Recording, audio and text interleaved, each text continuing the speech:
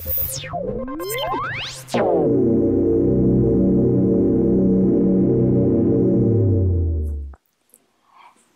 and welcome to another episode of BioTalk. Once again, I am Chelsea Zimmerman and with me is Rebecca Taylor.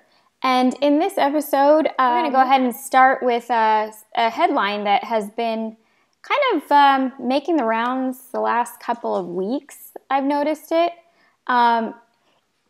It sounds really ridiculous. The headline sounds really ridiculous, but it's a legit headline. I was thinking it was kind of a joke, but the headline is about a guy volunteering for the world's first head transplant. Have we really gotten that far yet? I mean, are we really there yet?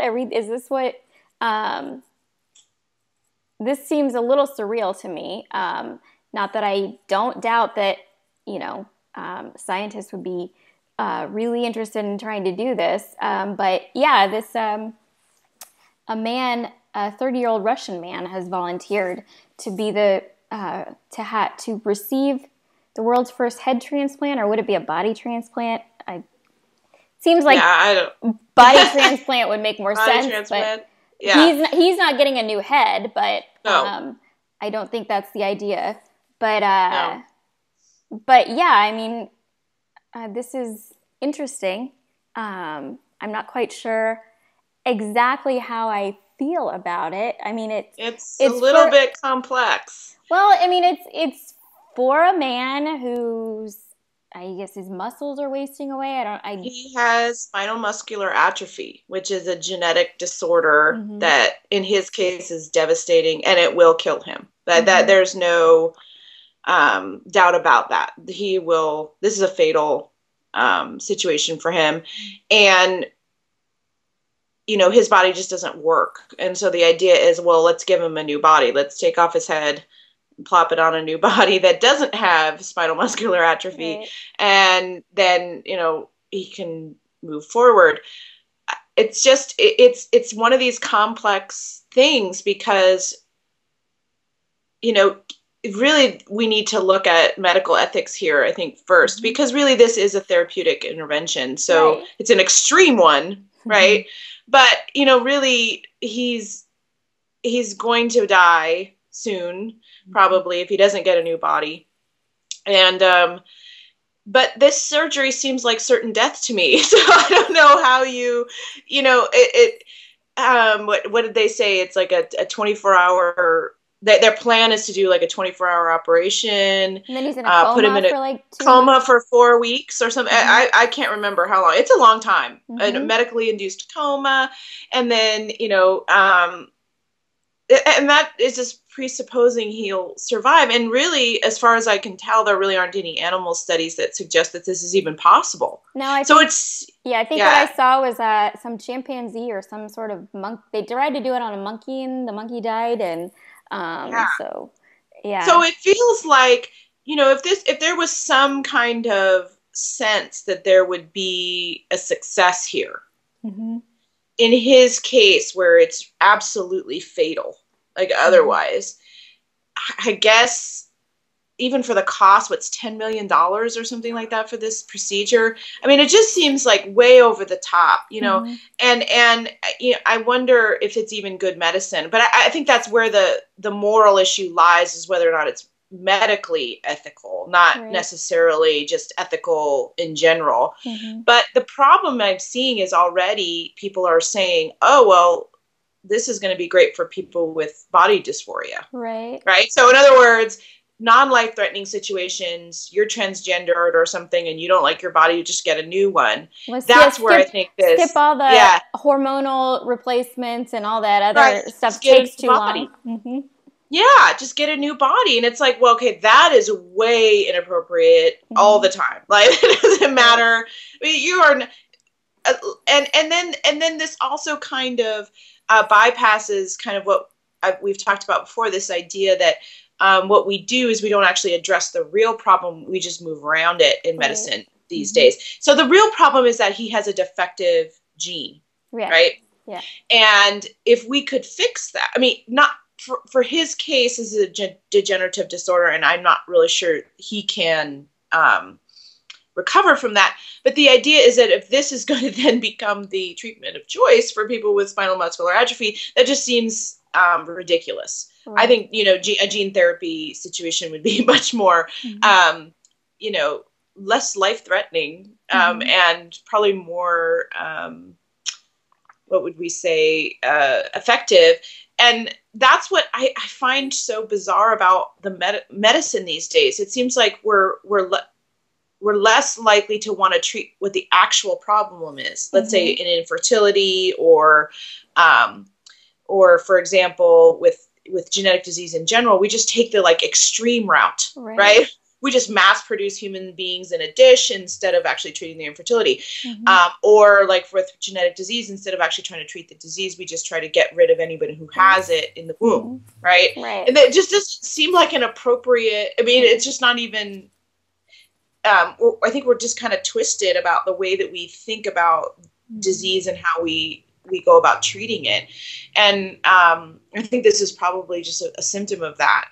And the fact that just even the mention of this, and then we immediately move to body dysphoria disorders, that we're just going to fix that, which is a mental issue, and that isn't life-threatening with a head transplant. That just seems so, just an indication of how twisted we've become. And so I'm not really sure this is, in his case, inherently immoral, but it has a lot of implications that really don't, I'm not comfortable with. Yeah, there's just there's definitely questions there, and there's but do you think that, our scientists or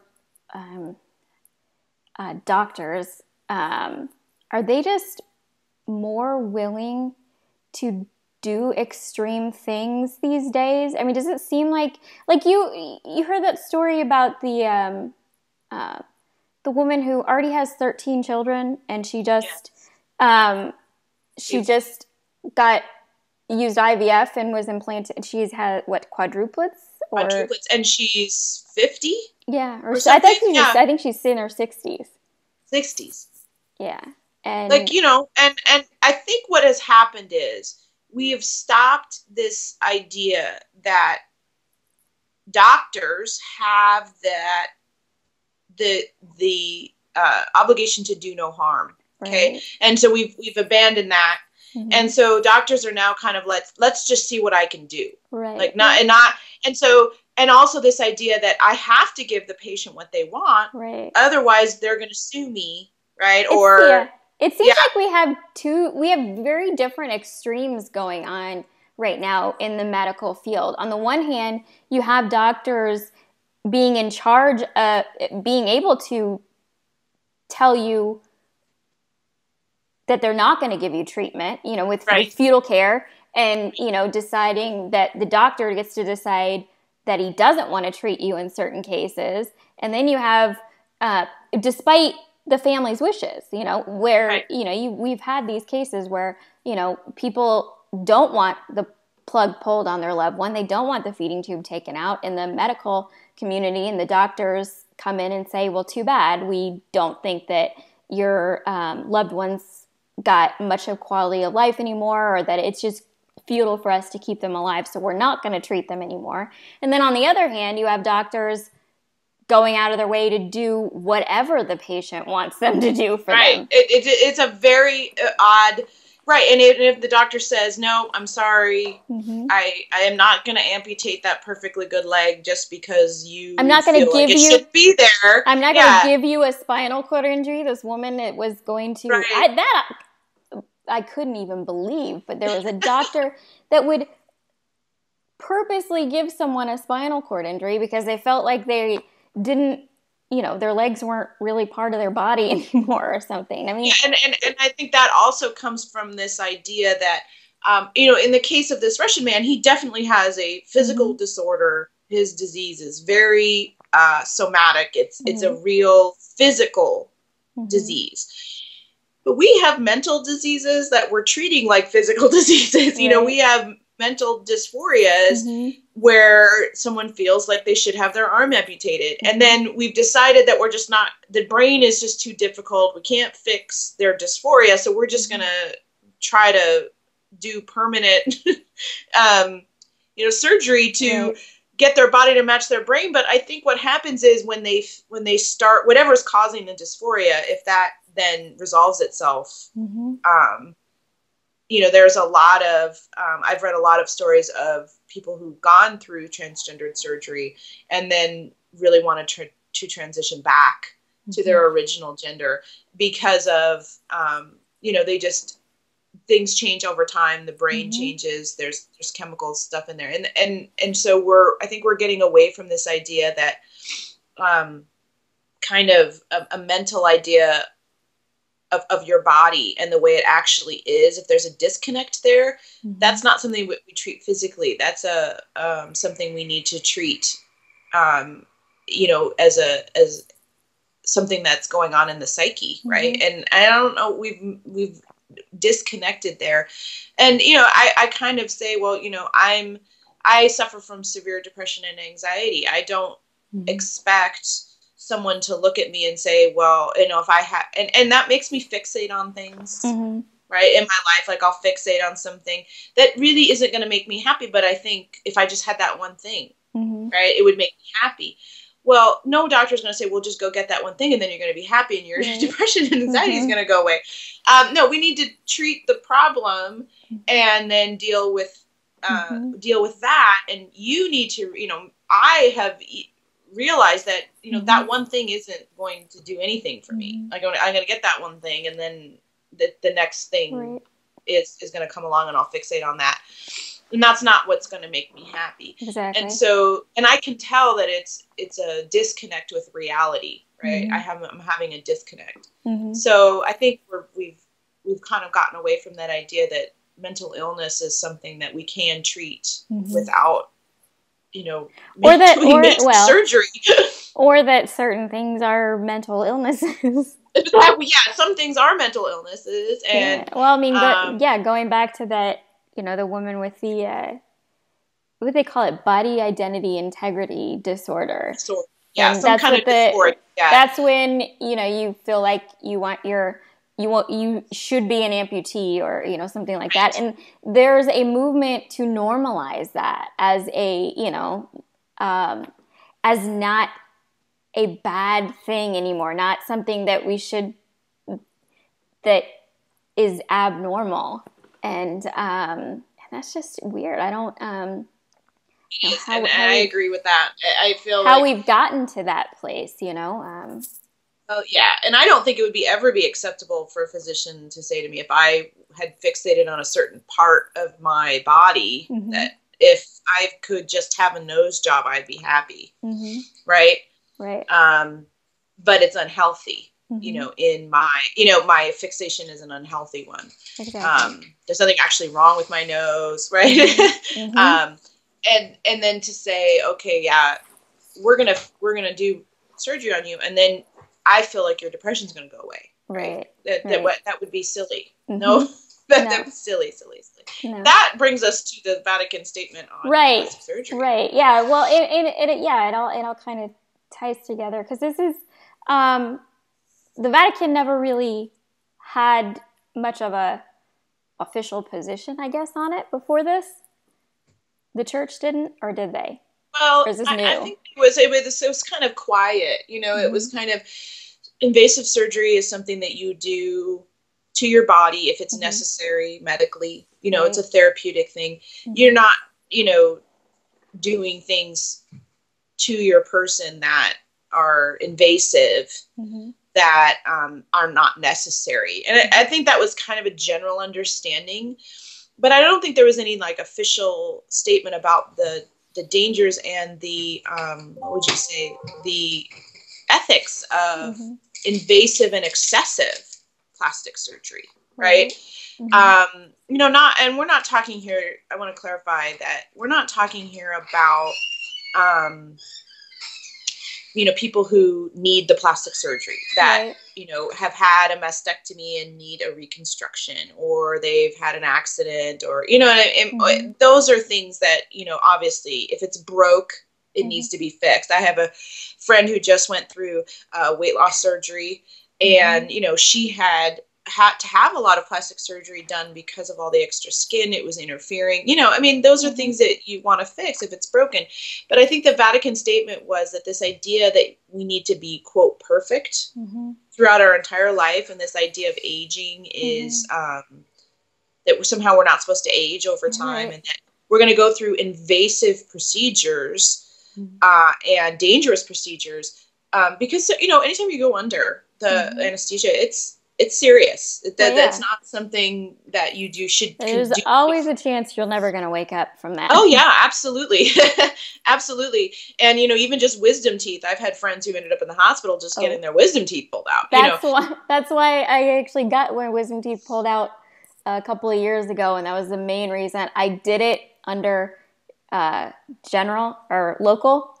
I did not get, because it terrifies me just for something like that. I did not want to be as I wouldn't say it was painful. It was numbed up pretty well, but as uncomfortable as that was, I was not going to get put out for that, because that does scare me a little bit.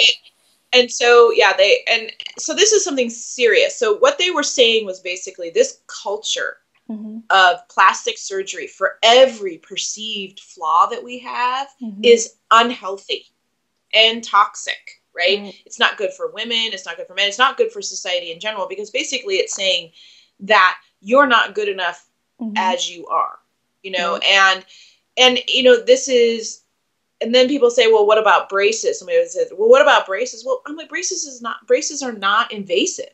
Right? So there's a level here of, my brother had a scar on his forehead that he really, really bothered him. It was a bad one. And so he had that fixed. That was not an invasive kind of situation, but, you're doing a full facelift every 5 years. You're getting your face pulled back and then stretched, and, that's something a little bit more serious, because you're definitely not just under local anesthetic. I think you're under, and I'm not a plastic surgeon, but the Vatican was basically saying that this is not a good trend. It's toxic. It's bad for women, especially. And the reason I think this is important, I read a lot of comments like, why is the Vatican talking about this? This is stupid. No one cares. We should be fighting abortion and everything. And I was so excited about that statement, because I think it's really important. And the reason is because they're finally taking a public stand and saying invasive surgeries on your body that aren't necessary are not good. Right. And that is an important statement to make. Right. Yeah. Well, yeah, you said these ideas that you were talking about before about, the quest for perfection, the idea that we need to, look a certain way. And, these are the foundations of transhumanism. They are. They are very much the and these are things we need to be speaking out about now, because, you get headlines like this, world's first head transplant. And, these are things. Just because we can do them doesn't mean we should do them. And we need to be thinking, seriously about, number one, is it necessary? Like you said, this is a man, he does have a disease that's going to kill him. So on the one, you got the questions of, is it necessary? Is this a medical need? Sure. But then at the same time, is this the kind of treatment that should be done for that sort of thing, Right, exactly. Is this, how invasive do we get? Where do we draw the line for, even legitimate treatments for people, even when it's for a medical need?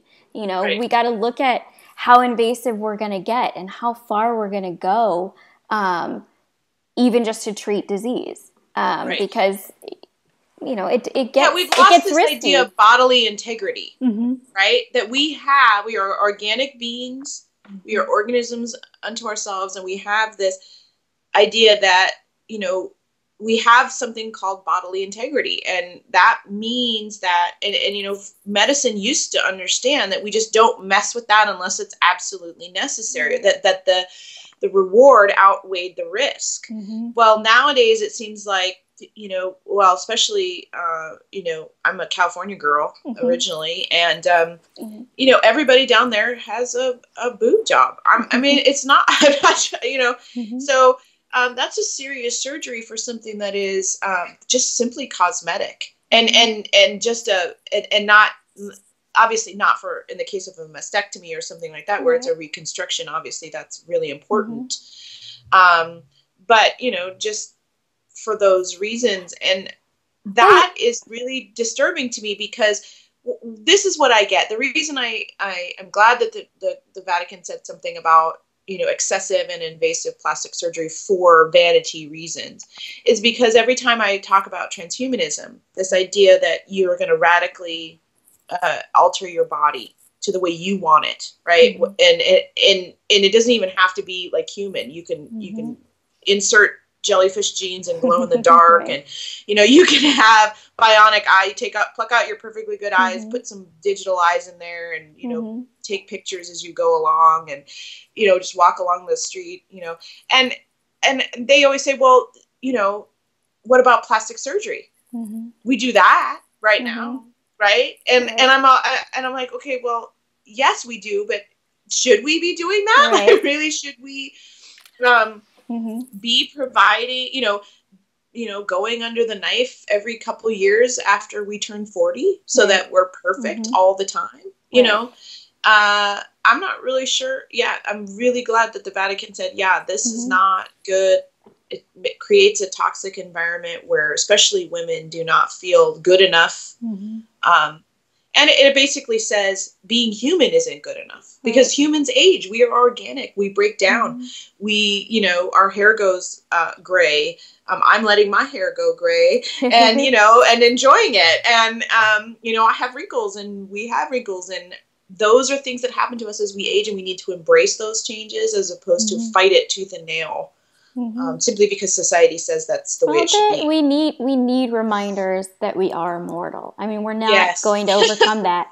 And, you know, as much as I don't, you know, there are things that I'd rather not have happened, you know, the wrinkles and the gray hair and the stuff like that. I mean, those are important reminders that, you know, this isn't the only life we have. And, we need to focus on what's more important, you know, is the life to come, and especially for Catholics, those are more important things that we need to focus on, and our aging as a reminder of that, as a good reminder of that for us. Oh, this whole discussion we've been having actually made me think of something else. It's similar but different along. Have you followed what Angelina Jolie has been doing where she's been doing preemptive surgeries? Prophylactic surgeries, where it's like she found out she's at risk for maybe getting breast cancer in the future. So it's she went pretty big risk, I think. Right. Well, the gene that she has it's pretty big. Yeah, I mean, so you know that you might get it. So you're doing the surgery beforehand. That's new to me as well. I mean, I don't think that's... I've happened to... Is that normal practice, or is it... I think in the case of that breast cancer gene that she has, I actually know several people that have that. Okay. And that's usually a pretty good... that's the kind of standard practice right now. Okay. Because what happens is... You have whole families devastated by cancer. So it's, my aunt died at 40. My mom died at 45. My sister has it. My cousin has it. It's like everybody in the family has it. And it's a pretty good percentage rate. It's, don't quote me, but I think it's about 80% that you're going to end up with cancer. And it's much easier to prophylactically remove non-essential, organs like breast tissue and ovaries, as opposed to then treating a very aggressive cancer once it starts. And so, that has been a course of treatment. I've seen even like 20 years ago when I first started working, I had a boss who had that, and also her sister. Okay. And every woman in their family basically had either had breast or ovarian or because she did both. That she had the mastectomy, but then didn't she get breast implants then after that? Yeah, once you have a mastectomy, then I think breast implants in that case is obviously a good idea, because you want to feel whole, right? And not self-conscious about that, so, a boob job in a reconstructive kind of way is a good thing. But so she had all of that done. Now, there's debates about whether or not that's a good thing. I actually do have a friend right now who had to really grapple with that. She's awfully young, and she really wanted to have children and that kind of thing. And so I think she waited, and then finally had it done, because she, is the sole provider for several children, and so she can't really afford to get cancer and suffer through all of that if she can help it. Now, obviously it's not 100% guarantee. It seems pretty radical, but I think if you've lived in a family where the women all day, are consistently getting cancer, and there's really nothing much you can do, diet, exercise wise. This isn't a small risk. It's a very large risk. That is often the treatment plan, or at least. She also did for ovarian cancer. I think she did the same thing too. But that kind of leads to the uterine transplant kind of question, though. If this happens with women when they're younger, in their early years, and they opt for that sort of that surgery, I guess, or that route, then I mean, this is the whole. That will be becoming more common. Do you think? I mean, they had the first successful one. The uterus transplant. I don't know. There's I think some doctors who have some sense in the United States about how invasive this is, not just for the person receiving the uterus transplant, but for the person who's giving the uterus, if they're not a cadaver, right? And then how dangerous this is for the fetus. Right. It's really, there's 3 lives involved for a surgery that is not medically necessary. So that, because that would be different than like what we said when you had the mastectomy and then the breast implants after that. If you go ahead and do the hysterectomy, and then you may want to having a uterus transplant is not the same thing, because it's not. There's more people involved. Well, the uterus transplant, you have to get the uterus from someone, right? Yeah. So breast implants don't come from another person, right?